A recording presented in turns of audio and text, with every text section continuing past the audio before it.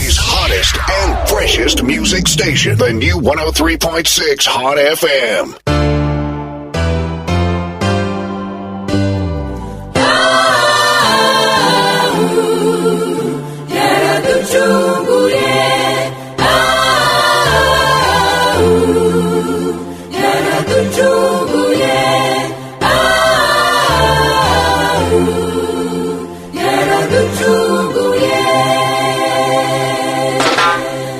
Adamuna Eva bacumuraga Imana yifashe ku munwa iratangarira umirwira babarira baziteye ndefatuma akatugendera habura numwe ariko imana yayidiraza iravuga iti ndahari data ndemeye yabagendera Yesu nashimwe haleluya pena niwe washoboye kuducungura ariko imana yayidiraza iravuga iti ndahari data ndemeye yabagendera Yesu nashimwe haleluya pena niwe washoboye kuducungura Yarakomeje bazana bamarayika ninde muri mubasha kumanuka agacungura Adamu na Eva bose ko bacumuye baraceceka barya n'inzara habura numwe ariko imana yayidiraza iravuga iti ndahari data ndemeye yabagendera Yesu nashimwe haleluya pena niwe washoboye kuducungura ariko imana yayidiraza iravuga iti ndahari data ndemeye yabagendera Yesu nashimwe haleluya pena niwe washoboye kuducungura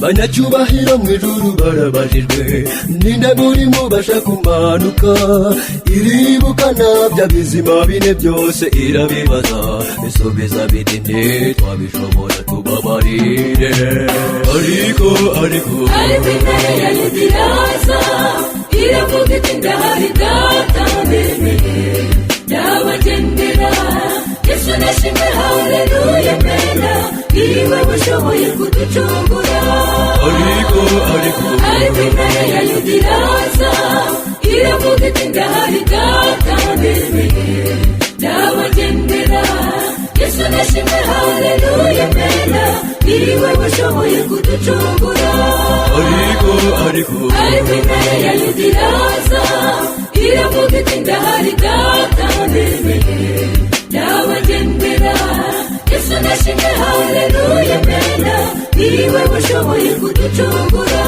ariko imana yayidiraza iravuga iti ndahari data ndemeye yabagendera Yesu nashimwe haleluya pena niwe washoboye kuducungura Yesu nashimwe haleluya pena niwe washoboye kuducungura Yesu nashimwe haleluya pena niwe washoboye kuducungura Turasuhuza nshuti bakundwa mu izina ry'umukiza akamucunguzi wacu Yesu Kristo ikaze mugezwaho na Pastor John mukubwe butumwa bwiza n'ikiganiro mukurikirana cyitwa ububyutse burakenewe kuri Hot FM ku 103 n'ibice bitandatu mbahaye ikaze rero uyu munsi wa none tuje kugira ngo tubageze ubutumwa bwiza ni itorero rya UCC ribagezeho ubutumwa turi kumwe na Pastor Bena turi kumwe kandi n'umushyitsi ugiye kutugezaho ijambo uyu munsi wa none nshuti rero twumva dukurikira utega neza amatwi kuko twagutekerejeho tukuzanira umushyitsi ugiye kukubera umugisha akavuga ijambo rizana impinduka mu buzima bwawe njya kuvuga ngo n'Imana hari umuntu uri buhagurutse hari uwimutumaho imutumaho intumwa yayo kugira ngo imuhagurutse niba hari umuntu uri senga maze igihe usenga uvuga uti mwami gira icyo ukora ibintu bihinduke habeho impinduka ikoherereza umuntu wowe urasenga ngo habeho impinduka ikohereza umuntu uje azanye ubutumwa mu buzima bwawe. Rero kuri uyu munsi dufite umugisha ko turi kumwe n'umushyitsi muri studio za Hot FM, umushyitsi watugendereye ku itorero rya UCC nkuko nababwiye umunsi w'ejo. Dufite umushyitsi witwa Pastor Musisi Emma uturuka muri Uganda muri Busia mu itorero rya Miracle Center, ari kumwe natwe rero ari butugaburire mu kanya gato n'ucikanwe, abarwayi murakira, imbohe murabohorwa, turamamaza ko igihe cyawe ari iki ngiki n'ucikanwe. Wowe dukurikiye rero turagira ngo tuguhe ikaze, twakire kandi Pastor Bena agiye kudusuhuza kandi adusengere mbere yuko twakira umushyitsi wacu. Turabasuhuje inshuti zacu mudukunda kandi mudukurikirana buri munsi. Turabizi neza ko muba mwiteguye iyi saha kugira ngo mutege amatwi icyo Imana ishaka kuvugana namwe. Uwiteka Imana abaho umugisha cyane. Turabasuhuje kandi tubakira cyane, tubaha ikaze cyane muri UCC, kuko ubu ngubu hari imvugo ivuga ngo umuriro uraka, umuriro uri muraka kandi abadayimoni barimo barahunga. Amen. Umuriro uracanye muri UCC zose. Abanyakabuga mwihute cyane mukira uburetwa. Yesu Kristo abagirire neza. Reka dusenge. Mana yacu mu izina rya Yesu ducishijwe bugufi cyane munsi y'ukuboko kwawe akanya nk'aka ngaka, kuko mwami wanjye ni wowe wabishatse kugira ngo tube turi bazima, kandi ijambo rya riravuga ngo ufatanya n'abazima abagifite ibyiringiro. Uwo muntu ugejeje iyi saha agihumeka umwuka w'abazima hari ibyiringiro ko agiye kubona igitangaza cye uyu munsi wa none, agiye guhura n'ukuboko kwawe, ugiye kumukuraho uburetwa mu izina rya Yesu, ugiye kumukura mu rugo kwa Farawo, ugiye kumuhindurira amateka, ugiye gukora ibikomeye n'ibitangaza, umucyo wawe ugiye kumurasira uyu munsi wa none, ugiye kumukura mu mwijima maze igihe agenderamo mu izina rya Yesu. Mwami wanjye tuzanye ijambo rya rivuga ngo reka habeho impinduka mu bwoko bwawe, kugira ngo abanyamahanga be gukomeza kubaza ngo Imana yabiri hehe. Uwiteka Imana yacu reka wigaragaze kuko uri Imana hagati mu ijambo, mu gihe abantu barimo kumva ijambo reka babohoke kandi babone neza yawe. Icyubahiro n'ishimwe birusheho kuba ibyawe mu izina rya Yesu nsenzemo, amen. Urakoze cyane. Ndagira ngo rero nshuti mudukurikira mushaka kutwandikira ubutumwa bugufi tukiri muri studio kugira ngo dusengane namwe, wohereze kuri 0782 75 74 62 0782 75 74 cyangwa se 0722 2 2 5 74 62. Iyo mirongo uko ari 2 wayoheza ubutumwa bugufi dusengane, ukwirirwa hamagara aho gohereza ubwo butumwa bugufi.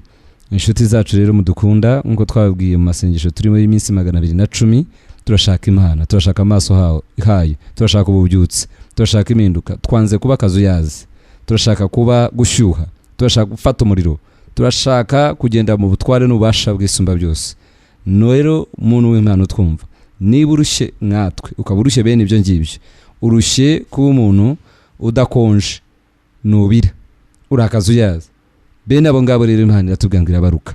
Nucikanwe wumva ubutumwa tukuzana uyu munsi wa none. Turi kumwe n'umushyitsi nkuko nabibabwiye, kandi ari kumwe natwe nanone hariya ku rusengero rwa UCC ni boy buri mugoroba. Yatangiye umunsi w'ejo.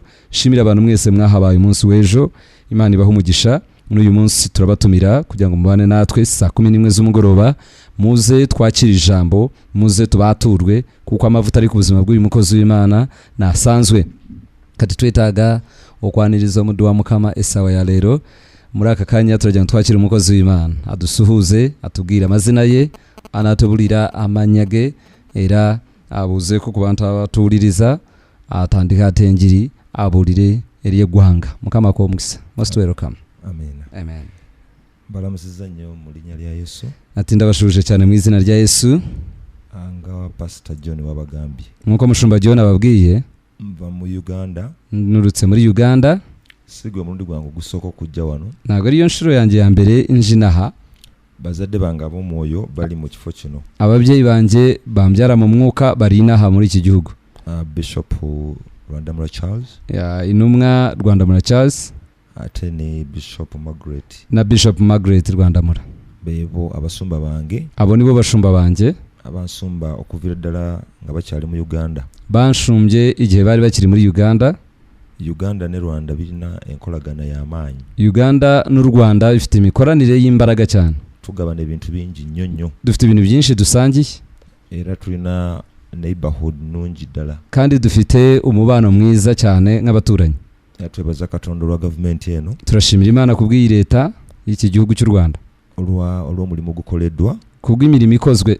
mbadde nzijja mu studio nga ndaba ekibuga kinyirira kifaanana bulungi. twebaza Katonda nza kuri radiyo nareba umujyi ukuntu usa neza urarabagirana. turashimira Imana olwa security eri wano olw'obuyonjo n'ebintu ebirala batu-inspiringa nnyo abantu b'e Rwanda. umutekano, kubona isuku. abantu bo mu Rwanda mu by'ukuri mufite uburyo muduhinyuza cyangwa se dufite icyo kubigiraho byinshi. tujja ne tuyiga ne tuddayo ate naffe ne tubaako bye tukola. turaza tukiga tugasubirayo natwe tukagira ibyo dukora. so bwe mbanga ndi wano mbeera nkomyewo waka rero iyo nje inaha mba nagarutse mu rugo iwacu oba okuwummulamuuko cyangwa gufata akaruhuko nkaruhukaho, naye nga nzikiriza nti Mukama agenda tuwa omukisa. ariko ndizera ko Imana igiye kuduha umugisha. mbaddeko ku UCC nari kuri UCC once ku main branch wano eri mu Kigali hariya kuri headquarter iri hano muri Kigali ni wowe nga mtuweereza akawungezi kabajjo kabadde kalungi. umugoroba w'ejo wari mwiza cyane era nawawuliriza I'm encouraging you to come in the evening. kandi namwe mutwumva nonaha ndabagira inama ndabasubiza imbaraga muze tubana uyu mugoroba. Come and we share the word of God. ngwino dusangire ijambo ry'Imana. We are not calling you because we are experts. ntago tuguhamagara kuko turi intyoza, but we strongly believe that God has anointed us. ariko twizera cyane ko Imana idusize amavuta yayo. And we have a word for you for this season. kandi tugufitiye ijambo ry'iki gihe turimo. Because the word of God has got power. kuko ijambo ry'Imana rifite imbaraga. I also thank my fellow ministers here. kandi ndashimira n'abakozi b'Imana dukorana turi kumwe hano. That have been we are of course that Pastor John that has carried us here and is leading the program. Pastor John utugejeje ahangaha kandi uyoboye iyi program. And who is standing in to serve the anointing of God in UCC. kandi ahagaze mu mavuta kugira ngo akorere Imana muri UCC. I'm always inspired by people who are very humble in ministry. mu by'ukuri buri munsi mfite ibyo nigira ku bantu baca bugufi mu buhereza. Because I started off being humble under the mighty man of God. kuko natangiriyeho kuba munsi y'amavuta y'abakozi b'Imana bakomeye, y'umukozi w'Imana ukomeye. But after some time God lifted us up. ariko nyuma y'igihe gitoya Imana iratuzamura. We are having a powerful ministry in Eastern Uganda. dufite umurimo ukomeye cyane mu burasirazuba bwa Uganda. And we have a permanent structure there with my wife. kandi tuhafite n'inyubako iri aho ngaho y'urusengero n'umugore wanjye. And the ministry is growing every day. umurimo urimo urakura buri munsi. It is expanding. uratera imbere waguka. But the secret behind our expansion, ibanga rero riri mu gutera imbere no kwaguka kwacu, has been hard work, no gukora cyane, dedicated service, kuko tanga kugira ubwitange mu kwita ku bantu, and even loving what we are doing. no gukunda icyo dukora. If you have love behind whatever you are doing, iyo ufite urukundo inyuma y'ibyo ukora. when we are coming to the studios today, tuza hano muri studio uyu munsi, we saw that the Rwandan people love their nation. tubonye ko abanyarwanda bakunda igihugu cyabo. If you love whatever you are doing, nukunda ikintu cyose ukora, you begin to prosper. utangira gutera imbere. If you love your family, iyo ukunze umuryango wawe, even if you don't have enough money, niyo waba udafite amafaranga ahagije, and whatever you have you spend it on your family, icyo ufite cyose ukagisangira n'umuryango wawe, you care about your children, ukita ku bana bawe, you care about your wife, ukita ku mugore wawe, that family begins to grow. uwo muryango utangira gutera imbere. Growth is not determined by the amount of money you are having, gutera imbere ntabwo ari amafaranga runaka ufite ubwinshi or by bwayo, the amount of education, whatever levels you have come to in education. cyangwa urwego rw'amashuri wize ufite. But when you are dedicated to whatever you are doing, ariko iyo witangiye ku kintu cyose ukora, if you love what you are doing, nukunda ibyo ukora, you begin to develop utangira gutera imbere slowly by slowly, buhoro buhoro, because you keep whatever you do. kuko ukomeza icyo ukora. Every morning you wake up and you check on what you are doing. buri gitondo ugasuzuma ibyo urimo ukora. Whoever wants to disturb what you are doing, you come against him. buri ushaka guhungabanya ibyo ukora uramwataka nawe ukamurwanya. That's how ministries grow up. uko niko imirimo y'Imana cyangwa amatorero atera imbere. Nations grow up. uko niko ibihugu bitera imbere. That's how families grow up. uko niko imiryango imererwa neza So igatera I imbere. thank God so much rero ndashimira Imana cyane because we are here today. kuko turi hano uyu munsi. And even the ministry I came to visit, n'umurimo naje gusura, these people love their ministry. aba bantu bakunda itorero ryabo. When I entered the church, ninjiye mu rusengero, the church is smart. urusengero rurasa neza rurakeye. When you look at the pulpit, iyo urebye igitutu cyabo, everything is smart. buri kintu kirakeye kirasa You neza. know, God even loves people who are very smart. Imana ikunda abantu bafite isuku. When you prepare places,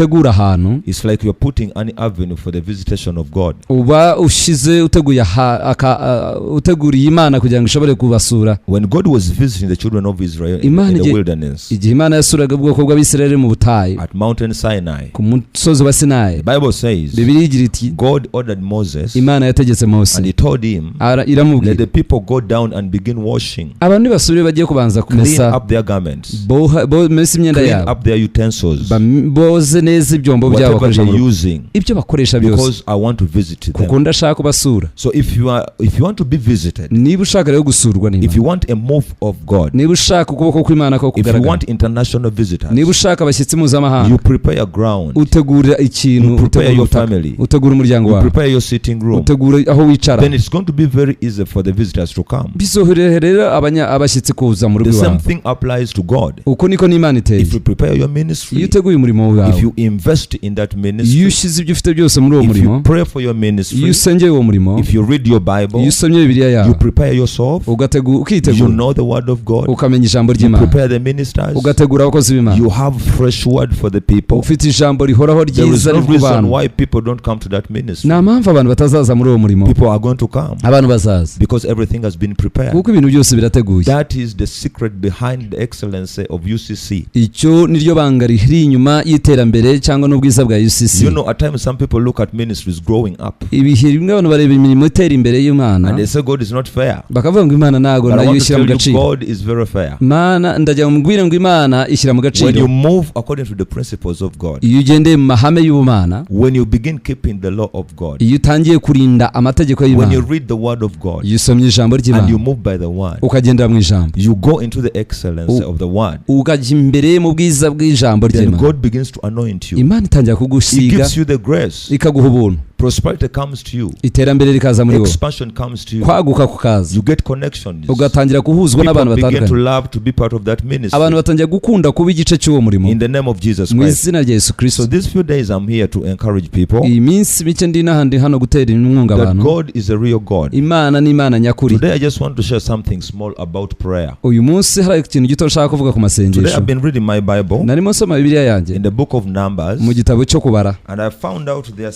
some people that were very persistent in their prayer. mbona hari abantu bashyizeho umwete mu gusenga kwabo. There are some girls hari abakobwa who were daughters of a man called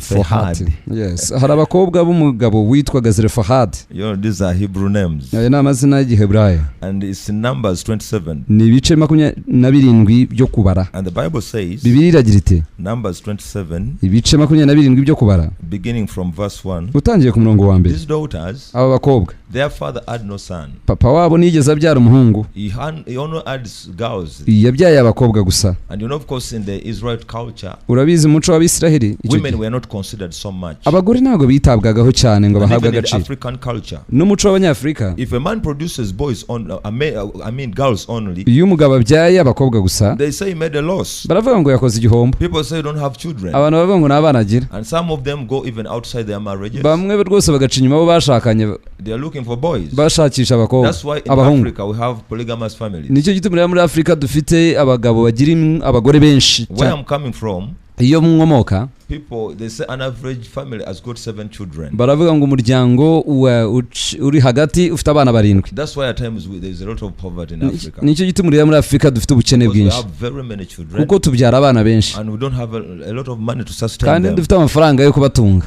Those are some of the reasons. izo nizo mpamvu Somebody produces girls umuntu abyara and abakobwa, he says, I'm looking for a boy. akavuga ndashaka umuhungu, They first produce maybe 4 girls. bakabanza kubyara They look nk'abakobwa for 4, a boy, bashaka umuhungu, but God continues to give them Imana girls. ikongera ikabaha abakobwa. And that's why they go up to 10 people ubu uzasanga bageze ku bana 10 until maybe God stops them. kugeza igihe yenda Imana So that izabahagarika. is the same problem that was here. iki nicyo kibazo cyari aha. And the Bible says here, Bibiliya iragira iti hano, and the daughters of Zelophehad, yes, son of Hapha, the son of Gilead, the son of Machir, the son of Manasseh, belonged to the clan of Manasseh, son of Joseph.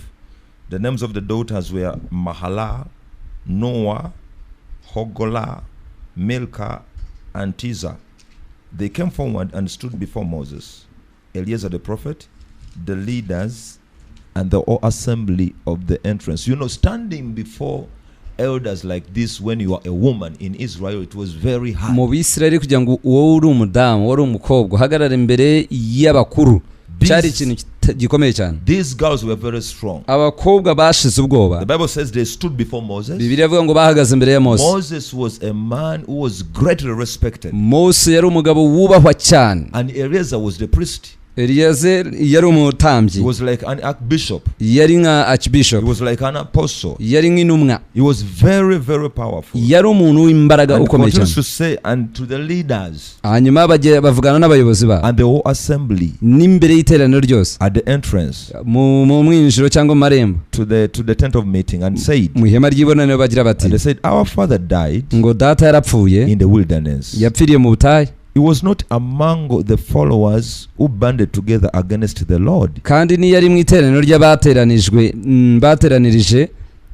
ry'abiteranije kugomera Uwiteka. But he died for his own sin. Ahubwo yapfanye ibyaha bye bwe. And left no sons. Kandi ni yabyaye abahungu. Why should our father's name disappear from his clan? Niki gituma izina rya data niki gikuza izina rya data mu muryango we? Because he had no son. Nuko atabyaye umuhungu. Give us property among our father's relatives. Uzaduhe gakondo muri bene wabo wa data. Verse 5 says. Umurongo wa 5 wagira so Moses brought their case before the Lord. Mose ashira Uwiteka urubanza rwabo. And the Lord said to him. Uwiteka abwira Mose ati. What Zelophehad's daughters are saying is right. Abakobwa ba Zelofehadi baburanye ni by'ukuri. You must surely give them property. Nuzabure kubaha gakondo muri bene wabo wase. As an inheritance among their father's relatives. Gakondo iwabo wase. And down he says, say to the Israelites.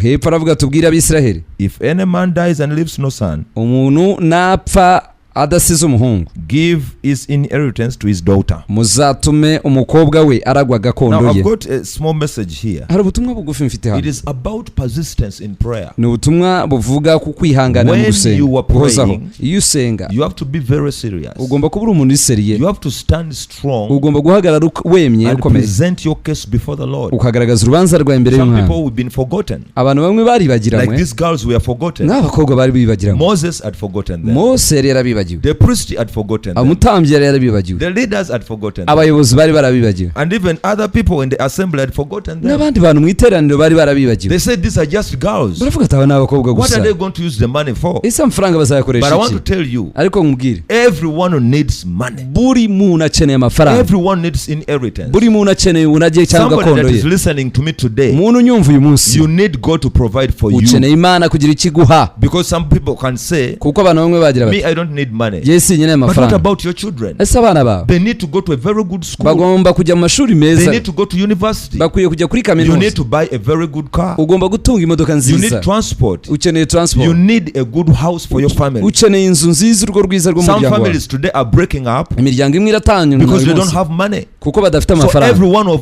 us needs money. Buri muntu muri twe akeneye amafaranga. Some people want to travel and preach the gospel abroad. Hari abantu bakeneye gukora ingendo bakajya gutwara ubutumwa mu mahanga. But when you go to Kanombe airport, ariko ugeze Kanombe ku kibuga cy'indege. They ask you where is your air ticket? Barakubaza ngo itike y'indege yawe. You cannot just speak in tongues. Ntabwo wavuga mu ndimi. Or to say I'm a man of God. Cyangwa uvuga ngo ndi umuntu w'Imana. And they open the door to the plane. Ngo bagucingura imiryango ujye mu ndege. The Bible says go into the whole world and preach the gospel. Bibiliya ivuga ngo mujye mu isi yose mubwirize ubutumwa. But even if the word says go into the whole world. Ariko nubwo ijambo ry'Imana rivuga ngo mujye mu isi yose mubwirize ubutumwa. Ukeneye visa. You need an air ticket. Ukeneye itike y'indege. You need some money to leave behind for your family. Kugira ngo usigire umuryango wawe. So we need something. Rero hari icyo dukeneye. Before we start preaching the gospel. Mbere yuko dutangira kuvuga ubutumwa. So every one of us. Buri muntu muri twe rero. We have special needs. Dufite ibyifuzo byihariye. We have needs for our school fees. Dufite ibyifuzo by'imiryango amafaranga y'ishuri. Dufite ibyifuzo by'imiryango yacu. We have needs for our country. Dufite ibyo dukeneye mu gihugu cyacu. We have needs for even our ministries. Dufite ibyo dukeneye mu mirimo y'Imana dukora. We need to build permanent churches. Dukeneye kubaka insengero nziza zifatika. We need sound systems. Dukeneye ibyuma byiza. We need places where we are going to park our vehicles. Dukeneye imyanya minini ya parking y'imodoka zacu. We need good seats for the people who come to church. Ibyicaro byiza by'abantu baza mu nsengero. We need curtains. Dukeneye amarido. We need good flowers and carpets. Dukeneye hasi heza cyane n'amatapi. Don't just come by themselves. Bene ibi ntago byizana. We need to be strong. Tugomba gukomera. And stand before the Lord. Tugahagara imbere y'Imana. These girls stood and said said we need inheritance. abakobwa baravuze ngo turakeneye gakondo yacu. God does not deal with people that are lazy. Imana nikorana n'abantu b'abanebwe. He wants people that are strong ikeneye abantu bakomera and to claim their possession. bagasaba ubutunzi bwabo cyangwa The Bible says here, Bibiliya iragira iti hano Moses did not talk about it. Mose ntacyo yigeze ashobora kubivugaho. The priest did not talk about it. umutambyi ntacyo yabivuzeho. What does it mean? bisobanuye iki? It is your responsibility to come before ni God inshingano yawe kuza imbere y'Imana and you present your problem ukagaragaza ikibazo cyawe imbere and yayo you say, God, ukavuga uti mwami they have forgotten me, baranyibagiwe but remember me. ariko nyibuka. So this week, iki cyumweru even as you are praying, ndusenga remind God yibutse Imana and tell him, God, ubwira Imana it uti is you that created ni me. wowe The wandemye, world has forgotten me. isi yaranyibagiwe, My father has forgotten me. data yaranyibagiwe, My mother could have forgotten mama me. wanjye nawe ashobora kuba yanyibagiwe, Maybe everybody around you has forgotten you. yenda buri muntu ukugose yarakwibagiwe. Come before God va imbere and y'Imana begin to pray. utangire gusenga, Present your case before the Lord. garagaza icyifuzo cyawe imbere God y'Imana, is going to answer you. Imana The yagusubiza. Bible says, Bibiliya iragira iti call upon me mpamagara and I will answer you nanjye and I nzakwitaba, will show you nzakwereka great and mighty things ibintu bikomeye bihambaye which you have never seen. ibyo utarigera So ubona. if you have a need in your niba life, ufite icyifuzo mu buzima come to bwawe God vayo ku and Mana begin to pray. utangire You gusenga. know how God has got answers. Imana yacu ifite ibisubizo He has urabizi. answers to the little girls. yashubije abakobwa bato, He has answers to the nation. ifite n'ibisubizo He has by'igihugu, your answer towards your ministry. ifite n'ibisubizo by'umurimo wawe ukora. Answers are not in the hands of your father. ibisubizo ntabwo ari mu maboko ya papa wawe, Your answer is not in the hands of the professor that igisubizo teaches cyawe you. ntabwo kiri mu mushumba ukuyobora,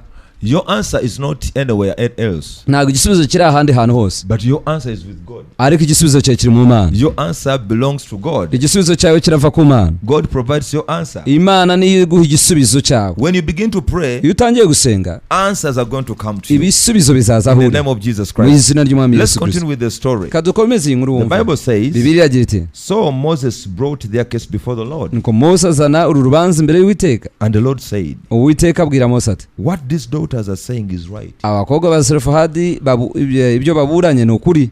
Do you know what your problem is all about is right? ikibazo cyawe wari uzi ko kandi ari ukuri, ufite Maybe you have a ishingiro. question in your life. yenda ufite ikibazo mu buzima Maybe you bwawe, are asking, yenda urabaza ati why don't I have a house? kuki igihe nagira inzu muri uyu It mujyi? is right. ni ukuri koko You are supposed to have a house. ugomba kugira urugo Some rwawe. people you are asking, abantu bamwe murabaza my disease has stayed on me for a long time. indwara mbanye nayo imyaka myinshi, And some people may say maybe that is your disease. abandi bakavuga ngo ni indwara yawe, But it's not your disease. ariko si indwara yawe. That disease iyo ndwara is of the devil. ni ya Satani. You are right to come to God and pray. ufite ukuri kuza imbere y'Imana And the ugasenga. Bible says here, Bibiliya agira iti hano God said, Imana yavuga ngo these girls are right. abakobwa bari mu kuri They are supposed to receive their inheritance. bakwiye guhabwa umugabane I gakondo want to yabo. remind you one thing, my friend. mwibutse ikintu kimwe nshuti yanjye, You are right. uri mu kuri. When you come to God, iyo uje imbere y'Imana God is going to answer you. Imana yagusubiza. And when you go down here, ni ukomeza hepfo verse 8, umurongo wa the 8 Bible says, Bibiliya agira iti God put there a law, Imana ishyiraho itegeko, and he said, if any man dies iravuga ngo umuntu wese napfa and leaves no son, akaba adasize give his umuhungu, inheritance to his daughter. gakondo ye yiha abakobwa be. You know one thing, when you begin to pray, iyo utangiye gusenga menya there are iki, things that you are going to change forever. hari ibintu uzahindura burundu. Your family is going to change forever. umuryango wawe urahinduka burundu. God can take you away from the poor people, Imana yagukura mu bantu bakennye and they begin to write you in the rich people. ugatangira kwandikwa mu bantu b'abakire And b'igice forever cyawe, your family is going to be rich. kandi burundu umuryango wawe uzaba You are abakire. going to change your nation forever. uzahindura igihugu cyawe iteka There are ryose. nations which have changed now forever igihugu cyahinduwe uyu munsi because they fear the Lord. ni uko batinye Now Imana. there was a law that was put, ko hari itegeko and ryashyizweho. God said, Imana yagira from iti today onwards, kuva none n'iteka ryose if any man produces girls only, umuntu nabyara abakobwa when he dies, napfa they shall have the inheritance. bazahabwe Now gakondo. these people prayed, aba bantu barasenze, these daughters prayed, abakobwa barasenze, but they were setting a standard for the rest of the people that were coming. ariko bashyiragaho urwego abandi bantu bazaza nyuma I yabo. want to encourage you, ndagira ngo locally, usubizemo imbaraga any murokore, believer here, buri wizera wese you unyumva, believe in Jesus Christ. wizera Yesu Kristo, When you pray, nusenga you are going to set a standard for the next generation that is coming. uraba ushyizeho urwego rw'urubyaro rukurikira Your inyuma people poor will never be poor again. abantu bane bazongera gukena You are ukundi. going to set a standard for the nation. Urashyiraho urwego rw'igihugu. You are going to set a standard for your ministry where you are. Urashyiraho urwego rw'umurimo w'Imana If you ukoramo. are in a ministry, Niba uri umurimo you w'Imana, can pray for certain items, ushaka kugira ibintu usengera, and God begins to provide, Imana igatangira and you kurekurangisha, set a standard, ugashyiraho urwego, and everyone is going to remember you. buri muntu wese akajya And they are kwibuka, going to say, bakavuga by ngo the time Pastor John was in charge, igihe Pastor John yari mu we rusengero received this and the other. twakiriye iki We n'iki went to n'iki, another level. twagiye ku rundi rwego. You people that are listening to me Mwebwe today, bantu mutwumva uyu munsi, prayer can change your standard. amasengesho yahindura urwego Prayer rwawe, can change your position. amasengesho yahindura intebe Prayer wicayeho, is going to exalt you. isengesho Prayer rizakuzamura, is going to put you to a level amasengesho azakujyana ku rwego where the devil will never touch you. aho Satani atazigera There are gukoraho. levels where you come to, Hari urwego ugeraho and the devil has no power over you. Satani ntiyongeye kugira imbaraga kuri Because wowe, God is going to put a law in your life. kuko Imana irashyira itegeko mu buzima Because bwawe, once a law has been put there, kuko iyo itegeko rishyizweho, even if the devil wants or not, niyo Satani abishaka he cyangwa can never adashaka, break that law. ntazigera yica iryo Because tegeko, God has set it on you. kuko Imana yabiteguye kuri In wowe the name of Jesus mu Christ. izina rya Yesu That Kristo. is what prayer does. Icyo nicyo isengesho rikora. Today I've seen people in this uyu nation, munsi mbonye abantu muri iki gihugu and even in our nation, no mu gihugu cyacu, God has lifted them up. Imana irabazamuye, There has been a law which has been put. hari itegeko ryashyizweho, God has raised their standards. Imana izamura urwego Some of rwabo. them are now international. Bamwe muri bo bamaze kuba abantu Some of them mpuzamahanga, are dealing in 1,000 members plus. abantu bafite ibihumbi bagize by'abantu mu A nsengero. law has been put in their ministry. Itegeko ryashyizweho mu minisiteri Some zabo. of them have got very big international ministries. Bamwe bafite imirimo minini mpuzamahanga, They are moving all over the nation. baragenda ibihugu byose, And even the people that are under them, n'abantu bari munsi yabo they are enjoying barishimira from the standards urwego bariho, which their elders have set. aho abayobozi babo babashyize. Our pastor, Umushumba wacu the apostle Charles Rwandamula, Apostle Charles Rwanda has set up a standard in this yashyizeho nation. urwego muri iki And gihugu, whoever is serving under him buri muntu wese ukora munsi is y'amavuta ye enjoying under that law. yishimira kuba munsi y'iryo He's an teka. international man. Ni umukozi w'Imana He has mpuzamahanga, an anointing afite of amavuta opening churches everywhere yo he gukingura goes. insengero hose aho He ageze, has an anointing afite amavuta of the Holy Ghost y'umwuka wera and the anointing of God. n'amavuta He y'Imana. has an anointing Afite amavuta. when he prays for the sick. Iyo asengera The abarwayi, sick are healed. abarwayi In barakira the name of Jesus mu Christ. izina ry'Umwami Yesu Wherever Kristo. UCC is set buri up aho in the UCC nation, ishyizwe mu they gihugu begin to prosper batangira gutera because imbere, he prayed kuko yarasenze, and there was a law that was put in the ministry. habaho iteka rishyizwe mu murimo I w'Imana. want to tell you, Ndajya mubwire my friend inshuti yanjye, that is listening to me wowe today, unyumva uyu when munsi, you pray, nusenga there are things that are going to hari change ibintu bigiye guhinduka, forever bihinduke burundu in your family. mu muryango They are wawe, going to change bigiye forever. guhinduka burundu. Do you know one thing? Uzi ikintu kimwe, Some of us have grown up in poor families. bamwe muri twe dukuze tuva mu miryango ikennye, Some of us have grown up in places where nothing like a vehicle has ever been bought. abandi muri twe tukuriye mu miryango ikintu cyitwa imodoka kitaragurwaho mu muryango But when wacu, you believe Jesus Christ, ariko twizeye Yesu Kristo, you are going to change your history. niwizera Yesu Kristo urahindura amateka You yawe, are going to change everything around you. urahindura buri kintu cyose kikugose. The laws Amategeko which are against you yashyizweho kurwanya are going to change. arahinduka. These girls Uyu abakobwa in Israel, muri Israel, no girl had ever received inheritance, nta mukobwa wari wagahawe gakondo, but they were so strong. ariko bari They said bakomeye, enough is enough. barakomeye, baravuga ngo ibihagije And they birahagije, stood before Moses. bahagara imbere ya They Mose, said even if we are young girls, baravuga ngo nubwo turi we udukobwa don't fear duto anybody. nawe They came dutinya. before Moses. Baza imbere ya And I Mose, believe some people could come and resist them. ndizeye ko hari abantu bagerageje They were kubarwanya, telling them, barababwira you ngo are young girls, muri udukobwa duto don't go before Moses. wijya imbere y'umuyobozi You can ukose, even die. ushobora no They gupfa. said if it is dying, let us die. Abakobwa bagira bati niba ari ugupfa dupfe, But enough is enough. ariko ibihagije If you are biraduhagije. praying, Niba use you shouldn't fear anything. ntukwiriye kugira icyo Go utinya, before God. cy'imbere If y'Imana. it is about death, you can even Niba die. bivuze no gupfa, itegure But gupfa, fight for your nation. ariko rwanira igihugu cyawe, Fight for your inheritance. rwanira gakondo Fight yawe, for your nation. rwanira igihugu cyawe, Fight for your family. rwanira umuryango wawe, Because you are going to change the history. kuko ugiye guhindura amateka. Now these girls came. Abakobwa I baraje, believe there are some men that we are stopping them on the gate. ntekereza ko hari ababahagarikiye They ku said, "Don't marembo, go." baravuga They nimujyeyo, are going to capture you. baraza kubafata, Don't go. mutajyeyo, Women are not supposed to go there. abagore ntibakwiriye kujyayo, Don't go. ntujyeyo. God does not love to hear what you are saying. Imana ntishaka But kumva the ibyo uvuga, girls persisted. ariko abakobwa They said, let us go. abakobwa baravuga ngo And turakomeza, they said, even if we speak and we don't receive, baravuga nubwo tuvuga but let ntiduhawe, us present ourselves ariko twigaragaze before Moses. imbere ya Do you Mose. know one thing? When they went, Bageze iyo, even Moses didn't know anything. na Mose ntabwo yari azi icyo gukora, And he said, aravuga ati I don't know these things, njyewe ibintu simbizi, but let me take them to God. ariko ko mbitwarira There Imana. are some things Hari ibintu bimwe even your pastor does not na know. pasiteri wawe atazi, For me, I'm a pastor. njyewe ndi umushumba. But there are certain things that God speaks to the people. Hari ibintu Imana ivugana n'abantu the people we speak to, abantu tubwiriza, the people we preach to, abantu tubwiriza ubutumwa, there are some things hari ibintu bimwe which God comes and speaks to them, iby'Imana but zikavugana I nabo, don't know anything about them. ariko je ntacyo yabimbwiyeho. And so Moses was just in the same position. Mose yari mu He mwanya said, umwe no, this one I don't know. aravuga ati ibingibi ntacyo Imana yabimbwiraho. I've never seen any girl receiving Ndabona inheritance. abakobwa bahabwa gakondo, There are things that have never happened in the whole world. ni ibintu bitarabaho mu isi yose, But when you pray, ariko nusenga you are going to be the first person to receive. uzaba umuntu umwe mu bantu mbere In the bazahabwa name of Jesus mu Christ. izina rya Yesu The Kristo. Bible says, Bibiliya igira iti, call upon me ngo mpamagara and I will answer you. And nzakwitaba, I'm going to show you ngiye kubereka great and mighty things ibintu bikomeye which your kandi bihambaye eyes have never seen. by'amaso yawe atarabona. The Bible continues to say, Bibiliya igira iti, what eye has never seen, icy'amaso atarabona, what ear has never heard, icy'amatwi atarigera yumva, what has never come to the heart of man. ikitarigera kiza mu mutima That's w'umuntu. what God has prepared for the people that seek Him. Icyo ni cyo Imana yateguriye abantu There bayitegurira are things bayishaka. that God has prepared for you. Hari ibintu Imana yaguteguriye, Even your pastor has no knowledge about na them. pasiteri wawe nta bumenyi abifiteho. Moses didn't know anything about it. Mose nta kintu yarabizi. Moses was a prophet of God. Mose yari umuhanuzi w'Imana. Eliezer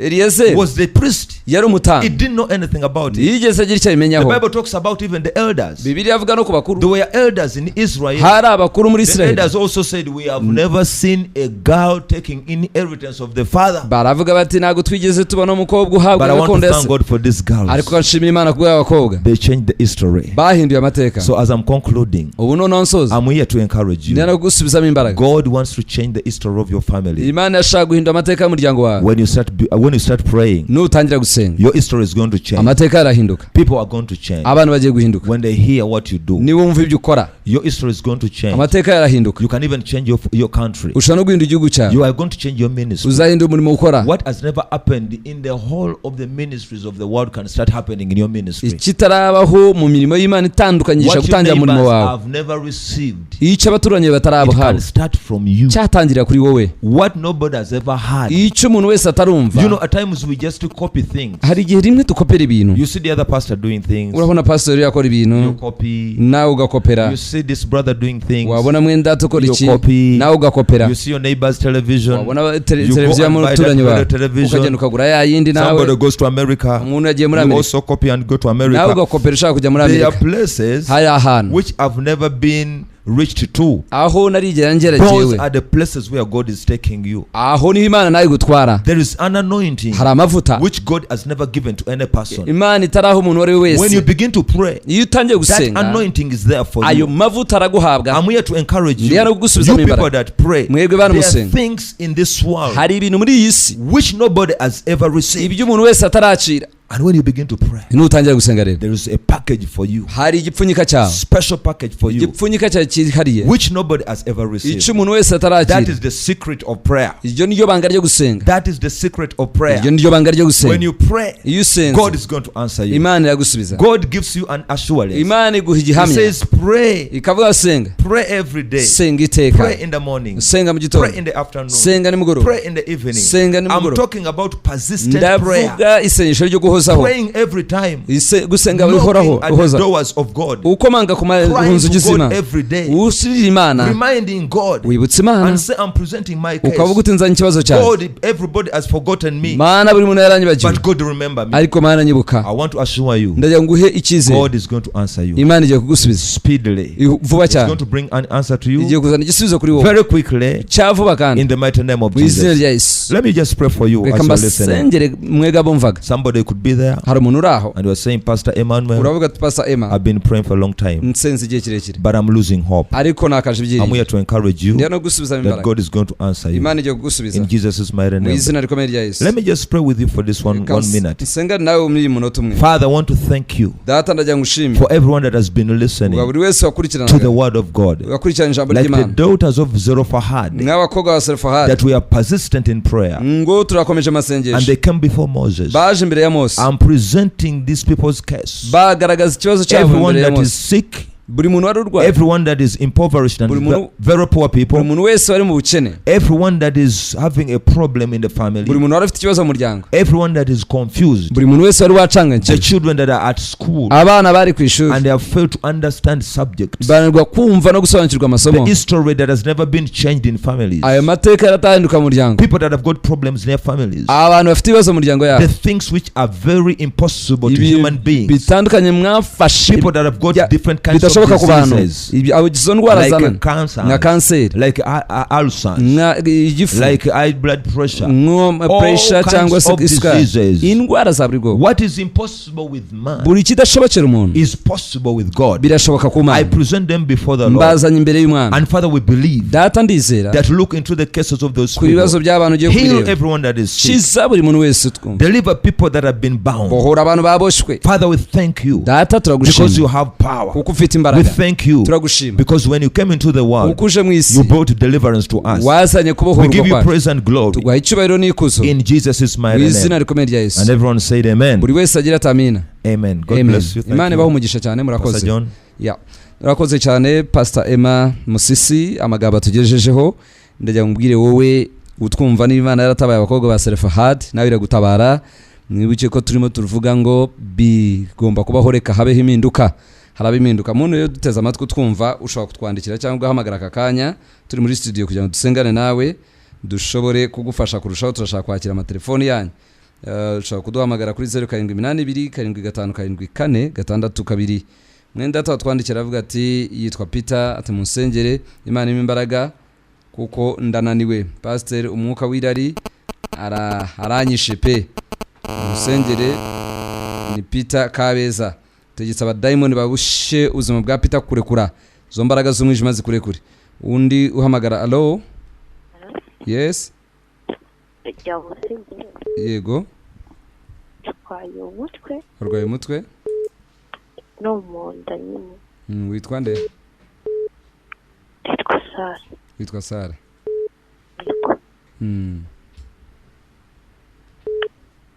Okay, Sara uherereye he?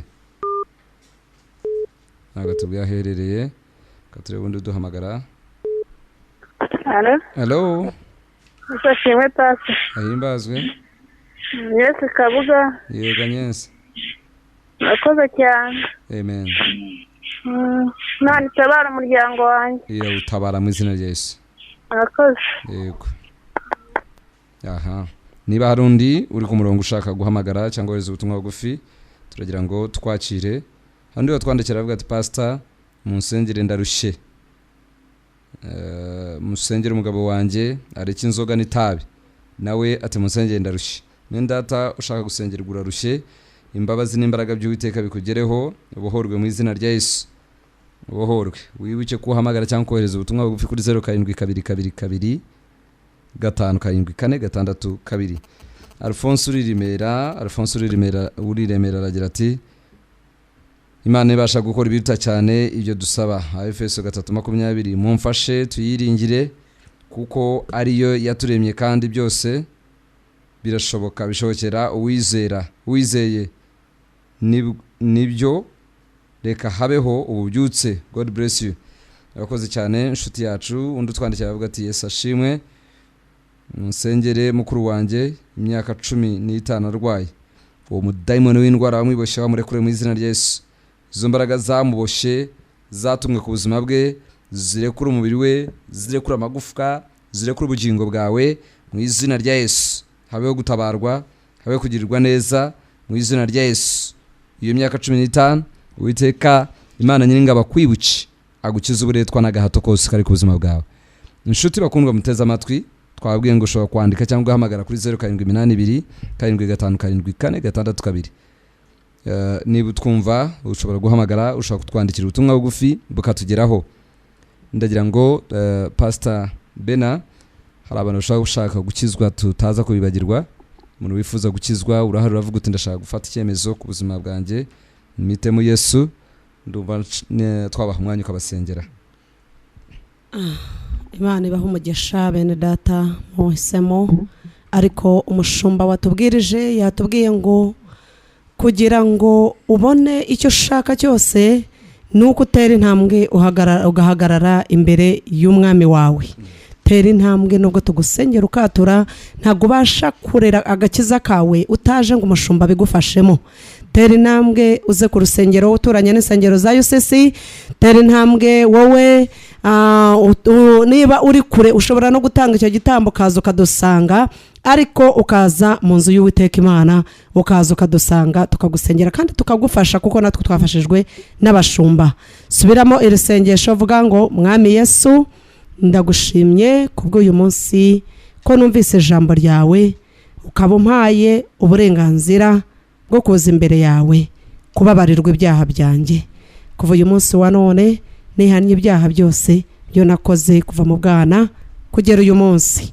Amazina yanjye uyahanagure mu gitabo cy'urupfu no kurimbuka, uyandike mu gitabo cy'ubugingo. Ndakijijwe, nijeje umutima wanjye, natuje akanwa kanjye, mbaye umurokore kuva uyu munsi wa none. Urakoze Yesu kumbabariye. Reka ngusengere.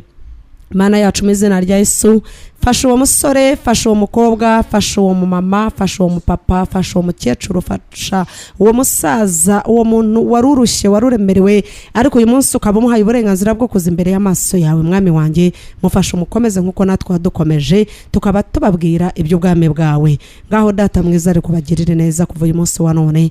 Uwiteka Mana yanjye, ubakorera ibikomeye n'ibitangaza, ufite icyo gukeneyeho wese reka kibone. Senze nizeye mu izina rya Yesu, amen. Imana ibahe umugisha. Reka inshuti bakundwa mutwumva, nkuko umukozi w'Imana atubwiye gutera intambwe, turagira ngo twongere tubarangire neza y'isisahiri, kuko ufite urashaka kumenya utuye muri Kabuga, utuye muri Masaka, waba utuye Nyakariro, utuye Rugende, utuye Nyagasambu, utuye mu karere ka Rwamagana, ahantu ariho hose, cyangwa muri Kicukiro, turagira ngo umukozi w'Imana yongere kurambire UCC kabwiriye.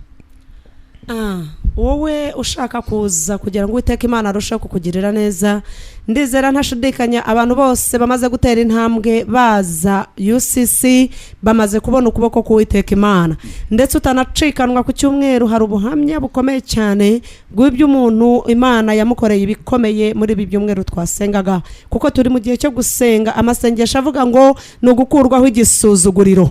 Turi mu gihe cyo gukurwaho igisuzuguriro. Impamvu aba bakobwa bahagaze imbere ya Mose nuko bashakaga gukurwaho igisuzuguriro, be kujya babasuzugura ngo nabakobwa gusa. Nubwo uri umudamu ufite Imana ishobora kugutabara.